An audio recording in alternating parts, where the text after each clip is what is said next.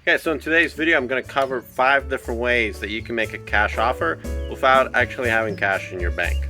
Now, that might shock you, and I was shocked to learn some of these methods myself throughout my buying journey, and I have used 4 of the 5 methods. So pay attention to these methods. I think they can help you out to buy your next rental property. So in a hot market like we have today, for you to really get a house anymore, you got to offer all cash. And not everybody has a lot of cash laying around. So I wanted to share some creative ways you can give an all cash offer.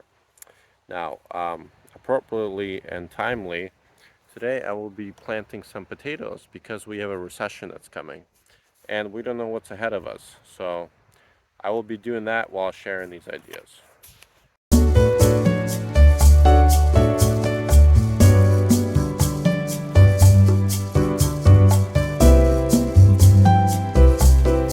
Okay, so the first way of making a cash offer is having a personal line of credit. So some banks will give you a line of credit basically on your credit worthiness, how well you make payments, what your income is, how much debt you have, and they say we can give you, let's say, $10,000 that you can withdraw and use as cash for anything that you need to do. If you have a line of credit that's substantial enough, you can actually use that money and you can send that statement in with your offer. So you're buying a house for $80,000 and you have line of credit for 80 grand. Well, you don't have to pull that money out. All you have to do is just give that statement to your agent and they will submit it with the offer, and now you have a cash offer. Now let's say that offer gets accepted and you're in the middle of a BRRRR. That's the BRRRR strategy. We're going to purchase a house that's going to need some repair done. And let's say we purchase this house June 1st. That's when our closing date is. And our next step is going to be to rehab this house. Well, this house is going to need, let's say, 2 weeks worth of work. So around June 15th, it should be rehab. Then we're going to say it's going to take 1 week for us to find a tenant. So 7 days plus 15 is going to be, let's say, June 22nd. And then we're going to have to refinance. So because we purchased this house under value and we used funds such as cash, means we own this house free and clear, and we rehab it, meaning that we increase the value of the house. Then we're going to rent it out to a good tenant, and now we're ready to pull that equity out of the house.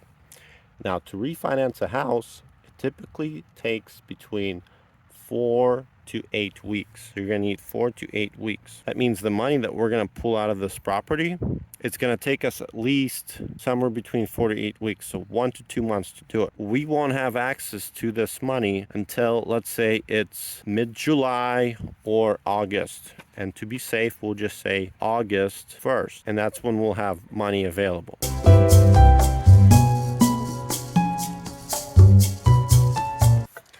Okay, number 2 is utilizing a HELOC. So a HELOC, and if you haven't seen my other video where I cover what a HELOC is, basically a home equity line of credit. If you have your own house, you can go to the bank and you could ask for a home equity line of credit known as a HELOC, and that means they will get you a loan that acts much like a credit card against your house.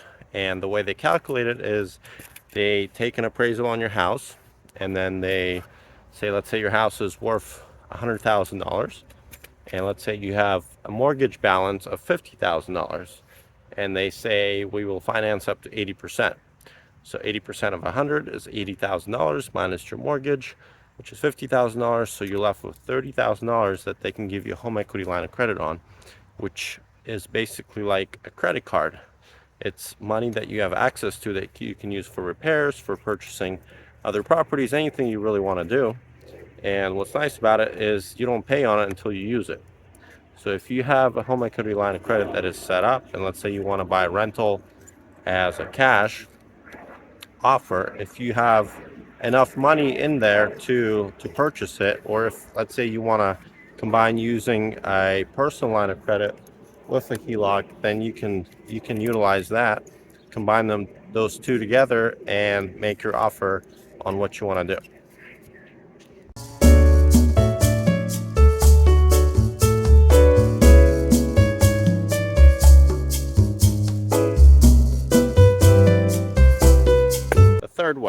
is using a 401k statement.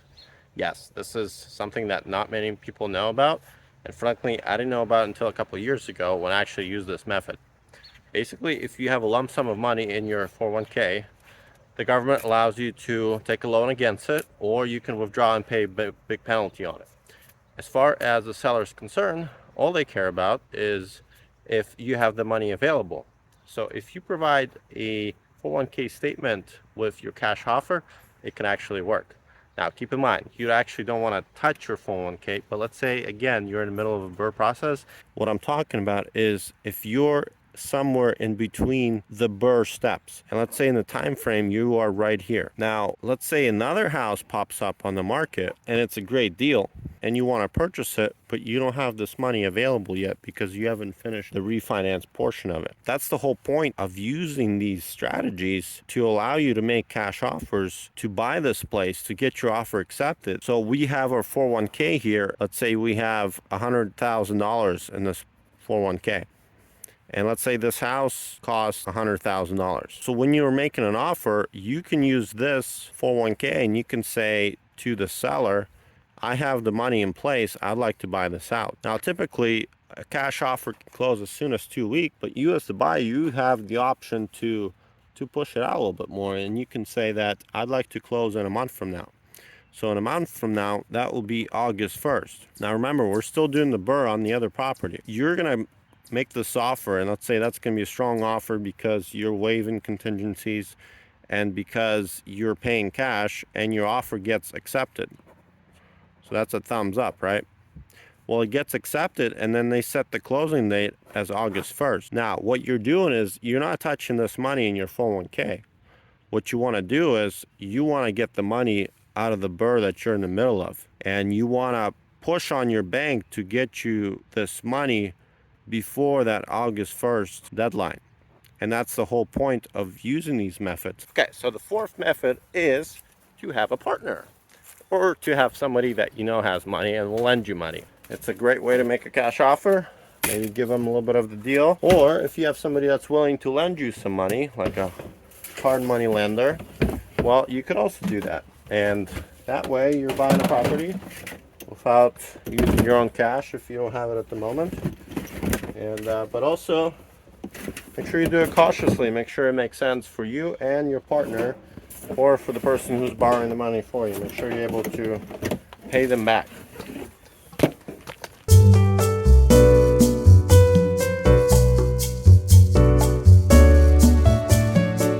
Okay, so the fifth method is actually using a service that makes cash offers for you. Now, personally, I haven't used this before.